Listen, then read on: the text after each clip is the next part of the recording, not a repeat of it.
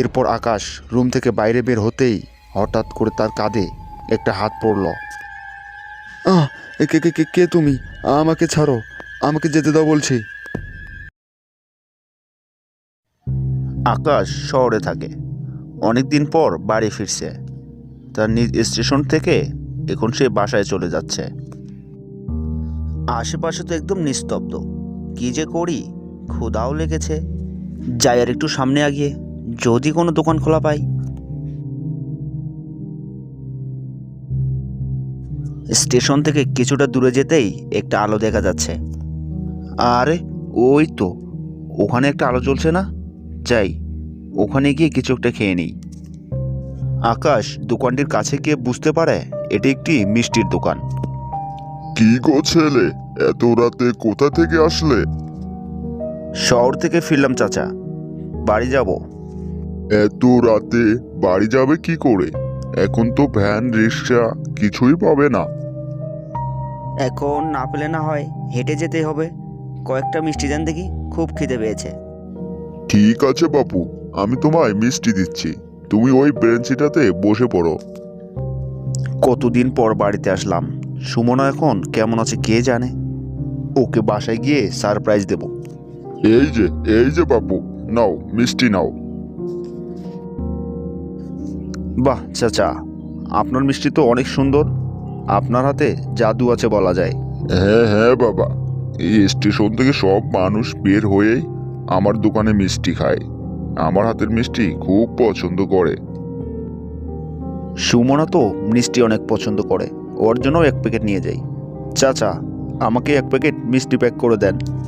কিন্তু বাপু, মিষ্টি তো আমার কাছে তেমন একটা নেই। 1 কেজিতে আরো কয়েকটা কম হতে পারে। না না, কোনো সমস্যা নেই। এরপর আকাশ দোকানদারকে টাকা দিয়ে বাড়ি ফেরে, কিন্তু তখনই দোকানদার পিছন রেখে বলে, এই যে ছেলে, শুনছো? কোনো সমস্যা? এত রাতে তোমার এই রাস্তা দিয়ে যাওয়া আর ঠিক হবে না। আমি এখনই দোকান বন্ধ করব। তুমি আজকে রাতটা আমার বাড়িতেই থাকতে পারো। অনেক ধন্যবাদ আপনাকে। আমার গ্রামটা বেশি দূরে না, আমি ঠিকঠাক হেঁটে যেতে পারবো। আচ্ছা বাপু, সাবধানে যেও, কিন্তু কখনো কিছু হয়ে যাক পিছনে ফিরে তাকাবে না কিন্তু। কি যে বলেন না চাচা, আমি এসব কুসংস্কার বিশ্বাস করি না। আমি ঠিক চলে যেতে পারবো, আমার কিচ্ছু হবে না।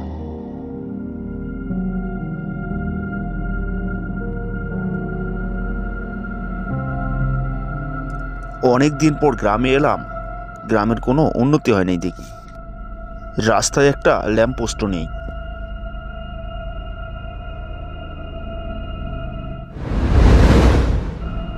কে কে বেড়াল। বিড়ালটি এক দৃষ্টিতে আকাশের দিকে তাকিয়ে আছে। তোকে পিছনে তাকাতে বারণ করেছিলাম না? আকাশ আচমকা সামনের দিকে তাকায়, কিন্তু ওখানে কেউ নেই। এসব কি যে হচ্ছে, নাকি সবকিছু আমার মনের ভুল?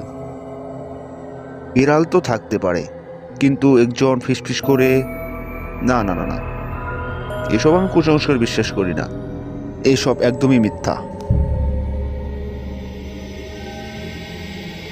এরপর আকাশ একটি দোতলা বাড়ির সামনে গিয়ে দাঁড়ায়। এরপর কিছুক্ষণ বাইরের দিকে তাকিয়ে থাকিয়ে বলে, আজ থেকে প্রায় 5 বছর 2 মাস আগে এখানে আমি সুমনার সঙ্গে দেখা করেছিলাম। আজ ঠিক বৃহস্পতিবার, আজ আবার আমার দুজনের দেখা হবে। আকাশ খুব আনন্দের সাথে গেটের ভিতরে প্রবেশ করলো। ঠিক তখনই যেন প্রকৃতি চঞ্চল হয়ে উঠল। চারপাশে মেঘ জমতে শুরু করে দিল, আর জোরে বাতাস। হঠাৎ পরিবেশটা এত উত্তেজনা হয়ে উঠল কেন? সামনে তো কিছু দেখতে পারছি না, ধুলোয় চোখ অন্ধকার হয়ে আসছে। যাক বাবা, এখানে আর বেশি দেরি করা যাবে না, কাল এসে দেখা করব। এখন যাই। কেন জানি প্রকৃতিটা এত উত্তেজনা হয়ে উঠছে, আর সহ্য ব্যাপার। 3 মিনিটও হয়নি বাড়ি থেকে বের হলাম, কিন্তু এখানে একদম নিস্তব্ধ। আকাশেও তো কোনো মেঘ নেই। এরপর খুব দ্রুত পায়ে হাঁটতে লাগলো সে। যেহেতু অনেক রাত হয়েছে, তাই বাড়ির সবাই দরজা বন্ধ করে ঘুমিয়ে পড়েছে। ভাইয়া ভাবি কই তোমরা, দরজা খোলো। কে রে এত রাতে? এই যে আমি। আরে ভাই তুই এত রাতে? এই যে ভাই, আস্তে আস্তে দেরি হয়ে গেল আর কি। আয় ভাই আয়, ভেতরে আয়। আকাশ ঘরের ভিতরে গিয়ে টেবিলের উপর মিষ্টির কার্টুনটা রেখে বিছানায় বসে পড়ে। ভাই তোর ভাবি যা রান্না করেছিল সব তো শেষ হয়ে গেছে। তুই তো বলেও আসিসনি। বলে আসলে না হয় তোর ভাবিকে বেশি করে রান্না করতে বলতাম। আচ্ছা সমস্যা নেই, আমি বাইরে খেয়ে এসেছি। ওই যে টেবিলে মিষ্টি রাখা আছে, ওইটা নিয়ে যাও। এখানেই থাকুক, সমস্যা নেই। তাহলে ভাই অনেক জার্নি করে এসেছিস, এখন একটু বিশ্রাম নে। ঠিক আছে, তুমিও ঘুমিয়ে পড়ো, কাল সকালে কথা হবে।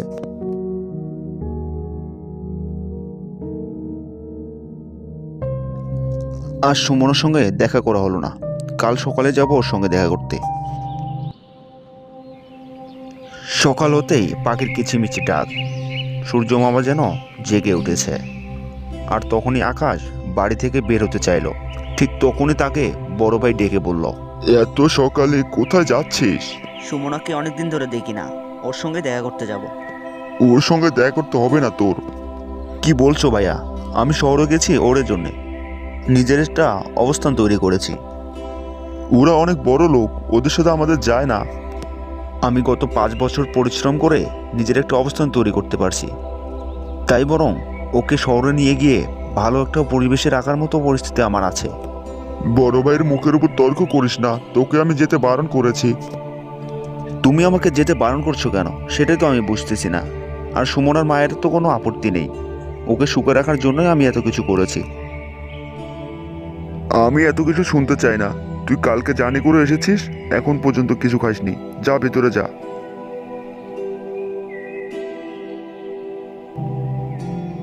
বিকেল হয়ে আসলো, এখন একবার মিলির সঙ্গে দেখা করে আসি।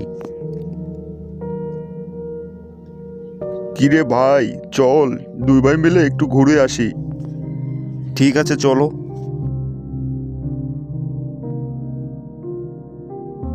আচ্ছা, তুই শহরে কবে চলে যাবি? এই তো এলাম কাল। কেন, তোমাদের কোনো সমস্যা হচ্ছে কি? না না, কি আর সমস্যা হবে? তাহলে জিজ্ঞাসা করছো কেন? তুই সারাদিন শুধু সুমনা সুমনা করেই যাচ্ছিস, ওই সুমনাই তো আমার সমস্যা। কিছু বললে ভাইয়া? না না, কি আর বলবো, চল বাজারে যাই। বাজারে বিকেলে অনেক রকমের খাবার পাওয়া যায়। আচ্ছা চলো তাহলে।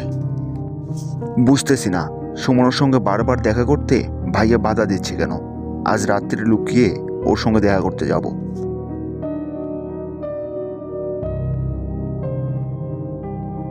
সবাই ঘুমিয়ে পড়েছে, এখন আমি জানালা দিয়ে বের হয়ে যাই। দরজা খুললে ভাইয়া টের পেয়ে যাবে। এরপর বাসা থেকে বেরিয়ে সুমনার বাসার দিকে রওনা হলো। ওর বাসা তেমন একটা দূরে না, কিন্তু আজকে যেন পথ ফুরোচ্ছে না। কী ব্যাপার, আধ ঘন্টা জোরে হাঁটছি, রাস্তা যেন শেষই হচ্ছে না।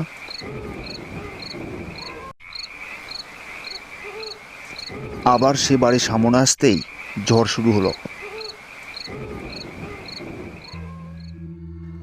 এতক্ষণ আসলাম, একাকার অবস্থা, কোনো কিছুই ছিল না। আসতে না আসতে ঝড় শুরু হয়ে গেল। এতদিন পর নিজের গ্রামে এসে কেন জানি নিজের পরিবার ও নিজের গ্রামকে অচেনা মনে হচ্ছে। আজ যাই হয়ে যাক, সুমনের সঙ্গে আমি দেখা করবই। এত কিছু উপেক্ষা করে সে দরজার সামনে গিয়ে নক করে। দরজা খুলে দেয় সুমনার মা। আন্টি কেমন আছেন? ভালো আছি। আন্টি সুমনা কোথায়? ও ভিতরেই আছে, আসো ভিতরে আসো। আমি তোমার জন্য কিছু খাবারের ব্যবস্থা করছি, কেমন? না আন্টি, আমি খেয়েছি, এখন আর কোনো কিছুর দরকার নেই। তুমি ভিতরে বসো, আমি এখনই আসছি। আকাশ কথা না বাড়িয়ে ঘরের ভিতরে গিয়ে বসে। কিছুক্ষণের জন্য সুমনার মা অনেক খাবার নিয়ে আসে। এই যে বাবা, খাও। আন্টি এত কিছু, এতটুক সময়ের মধ্যে এত খাবার তৈরি করলো কিভাবে? এত কি ভাবছো বাবা, চাটা ঠান্ডা হয়ে যাবে তো, জলদি খেয়ে নাও। এরপর চায়ের কাপের দিকে তাকাতেই লক্ষ্য করলো চায়ের বদলে রক্ত। এরপর তার চোখ বড় বড় হয়ে যায়। এরপর সে সামনের দিকে তাকায়, দেখলো যে সুমনা এসেছে। আবার চায়ের কাপের দিকে তাকাতেই দেখলো সে সব ঠিকঠাক আছে। কেমন আছো তুমি? এই কথা তো আমার জিজ্ঞেস করার কথা। কেমন আছো তুমি? আমরা খুব ভালো আছি, তুমি কেমন আছো? আমিও খুব ভালো আছি সুমনা। এবার তোমাকে বিয়ে করে আমার সঙ্গে শহরে নিয়ে যাব। মিলির চোখে মুখে যেন কোনো আনন্দের ছায়া নেই। তুমি খুশি হওনি আমাকে দেখে? হ্যাঁ, অনেক খুশি হয়েছি আমি। তোমাকে দেখে তো তেমন মনে হচ্ছে না। আমাকে অনেকদিন পরে দেখেছো, কিন্তু তোমার মধ্যে কোনো উদ্দীপনাই নেই। ঠিকই বলেছ, কিভাবে থাকবে? কেন সুমনা, কি হয়েছে? না, কিছু না। আকাশ এবার লক্ষ্য করলো আশেপাশে কারো যেন গুনগুন আওয়াজ কানের মধ্যে ভেসে আসছে। আচ্ছা, তোমার বাড়িতে কি আরো অন্য কেউ আছে? কই না তো। না, কেমন জানি একটা গুনগুন শব্দ আমার কানের মধ্যে ভেসে আসছে। তোমার জন্য মিষ্টি নিয়ে আসছিলাম জানো। জানি, কিন্তু তুমি নিয়ে আসতে ভুলে গেছো। তুমি কিভাবে জানলে? মরে গেলে মানুষ সব জানতে পারে। এ কি বলছো এসব? ও কিছু নয়। এরপর আকাশের চোখ গেল টেবিলের দিকে। দেখলো যে মানুষের হাড় দিয়ে ভরপুর টেবিল। এসব দেখে আকাশের পাহাড় থেকে যেন মাটি সরে যাচ্ছে। তাই যত তাড়াতাড়ি সম্ভব এখান থেকে কেটে পড়াই ভালো হবে। আচ্ছা সুমনা, আমি তাহলে এবার আসি, পরে আবার আসবো। এরপর আকাশ রুম থেকে বাইরে বের হতেই হঠাৎ করে তার কাঁধে একটা হাত পড়ল। কে কে কে কে তুমি? আমাকে ছাড়ো, আমাকে যেতে দাও বলছি। আকাশ অনেক চেষ্টা করলো দৌড়ে পালানোর জন্য, কিন্তু কোনোভাবে যেন হাত থেকে ছুটতে পারছে না। আমি ছুটতে পারছি না কেন? কি হচ্ছে এসব? ছাড়ো বলছি। এরপর হঠাৎ করে সে সামনে দেখতে পেল একটি মেয়ে। কি বিভৎস চেহারা, দেখে মনে হচ্ছে রক্ত খেকি ডাইনি। হঠাৎ করে ওই ডাইনিটি বলতে লাগলো, শোন, তোকে তো যেতে দিবই, তোর কোনো ক্ষতি করব না, কারণ তোকে অনেক ভালোবাসি আমি। কিন্তু আমি কি কারণে মরেছি সেটা তো তোকে জানতেই হবে, আর তার সুবিচার আমি চাই।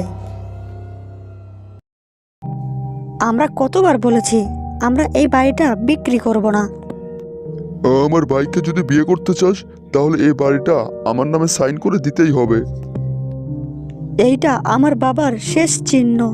এই বাড়িটা আমি কখনোই অন্যকে লিখে দিতে পারবো না।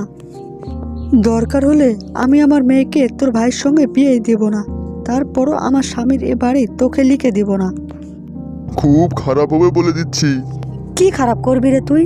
আকাশ আসুক, ওকে সব বলে দেব, ওর কাছে বিচার চাইবো আমি। মা বেটি দুজনকে দড়ি দিয়ে বাঁধতো। একদম গায়ে হাত দেবে না বলে দিলাম, খুব খারাপ হবে কিন্তু। এরপর আকাশের ভাই ও একটি ছেলে মিলে ওরা মা বেটিকে বেঁধে ফেলে। তোদের এই অন্যায় আল্লাহ মেনে নেবে না রে। আমি বেঁচে থাকতে কখনোই আমার বাবার শেষ সম্বল তোদের নামে লিখে দেব না। যখন বেঁচে থাকতে দিবি না তাহলে মরেই যা। এরপর তারা বাড়ি থেকে বেরিয়ে সম্পূর্ণ বাড়িতে আগুন ধরিয়ে দেয়।